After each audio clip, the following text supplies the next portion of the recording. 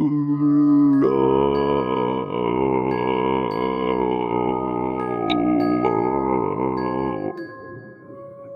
आज की वीडियो कुछ डिफरेंट होने वाली है, जहां हम नेटफ्लिक्स पे आई एक हॉरर एनिमे सीरीज के पहले 3 एपिसोड्स की कहानी को जानेंगे। इस सीरीज में कुल 12 एपिसोड्स हैं, जिनमें 12 कहानियां हैं। और अगर आपको ये वीडियो पसंद आती है तो मैं बचे हुए 9 कहानियों को भी लेकर जरूर आऊंगा।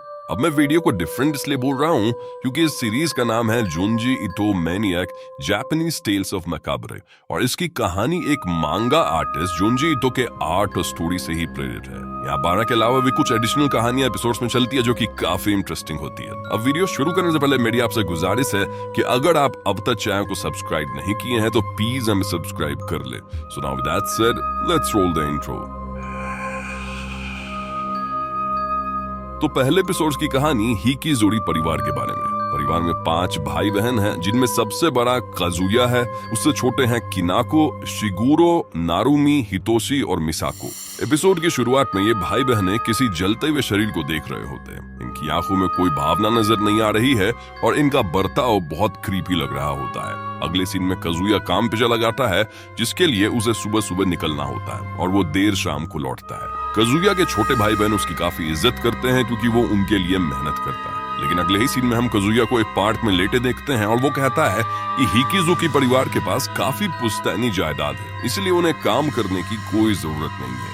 वो तो बस अपने अजीब भाई बहनों से पीछा छुड़ाने के लिए यहाँ आ जाता है। तभी पार्क के दूसरी तरफ हम एक लड़की को देखते हैं जो वहाँ लेक की तस्वीरें खींच रही है। पूछने पे ये लड़की अपना नाम सचियो बताती है, जो यहाँ इसलिए आई है क्योंकि उसे भूत प्रेतों की तस्वीर खींचना काफी पसंद है। सचियो बताती है कि इस पॉन्ड में कई बच्चे डूब के मारे गए थे, इसलिए वो यहाँ की तस्वीर खींच रही है, क्योंकि ऑब्वियसली यहाँ कई सारी आत्माएं होंगी। काजुया सचियो को अपने घर पे इनवाइट करता है क्योंकि हिकिजुकी परिवार का बंगला काफी पुराना था एंड इट्स क्वाइट पॉसिबल यहाँ कई आत्माएं उसे दिख सकती थी। सचियो उसकी बात मान लेती है और उस शाम काजुया सचियो को अपने घर लाता है। काजुया सचियो को घर का कब्रिस्तान दिखाने लगता है, जहाँ उनके परिवार के लोग को दफनाया गया था। सचियो यहाँ कई तस्वीरें खींचती है कि तभी काजुया के भाई बहन यहाँ आ जाते हैं। काजुया इनका इंट्रोडक्शन करवाता है, लेकिन शिगुरो यहाँ काफी क्रीपीली बिहेव करने लगता है और एक टूम्ब के तरफ इशारा करते हुए बताता है कि ये नारुमी के बॉयफ्रेंड का ग्रेव है। सचियो हितोशी की तस्वीर खींचती है और फिर बहाना बनाकर यहाँ से चली जाती है। तो इसके बाद घर पे हम हिकिजुरी सिबलिंग्स को आपस में लड़ते हुए देखते हैं। यहाँ सबसे छोटी बहन मिसाको, जो कि सिर्फ 8 साल की थी,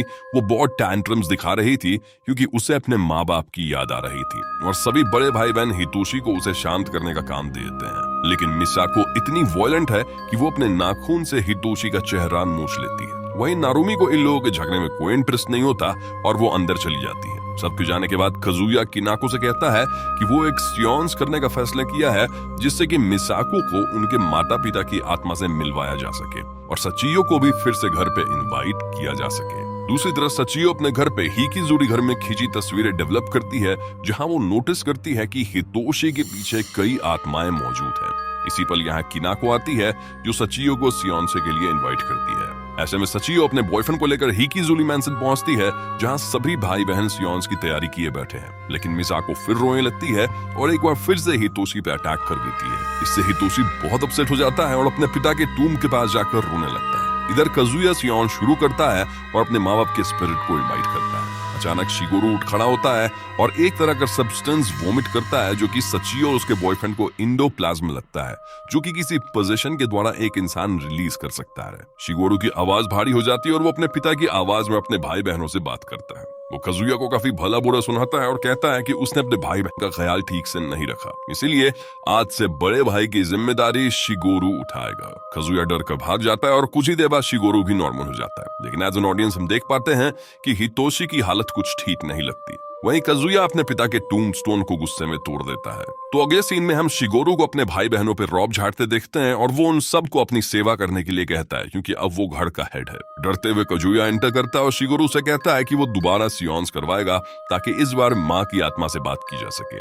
इससे मिसाको बहुत खुश नजर आती है और शिगुरो फिर से सचियो को बुलाने कहता है। उधर सचियो का बॉयफ्रेंड उसे बताता है कि उसने पिछली रात का सियोन्स वाले एंडोप्लाज्मी को टेस्ट किया था और वो बस राइस फ्लोर था। जी हाँ, विच मीन्स कि हिकिजुरी फैमिली का सियोन्स एक नाटक था। इसी दौरान काजुया यहाँ आ जाता है और सचियो को फिर से सियोन्स के लिए इनवाइट करता है, लेकिन सचियो बहुत भड़क जाती है और काजुया को निकाल देती है। उधर घर पे शिगुरो लगातार हितोशी को बुली किए जा रहा था और मिसाको भी चिल्ला रही थी। तभी यहाँ काजुया आता है और शिगोरो के साथ कल रात के नाटक के लिए लड़ने लगता है। शिगोरो उसे फादर का नाम लेकर डराने लगता है, लेकिन काजुया को कोई फर्क नहीं पड़ता क्योंकि वो समझ चुका था कि शिगोरो नाटक कर रहा है। लेकिन तभी पीछे से हितोशी उठ खड़ा होता है और उसके अंदर से उसके पिता की आत्मा निकलती है जो बहुत गुस्से में लग रही थी। ये एंटिटी सारे भाई बहनों को डराते हुए घर से बाहर निकलती है और अपने टूम्बस्टोन के अंदर समा जाती है। हितोशी को भी होश आ जाता है और अब उसे कुछ भी याद नहीं था, लेकिन सभी सिबलिंग्स उससे डरे हुए लग रहे थे। तो ये थी स्ट्रेंज हिकीजुरी सिबलिंग्स की कहानी, जहां हम देखते हैं कि एक परिवार को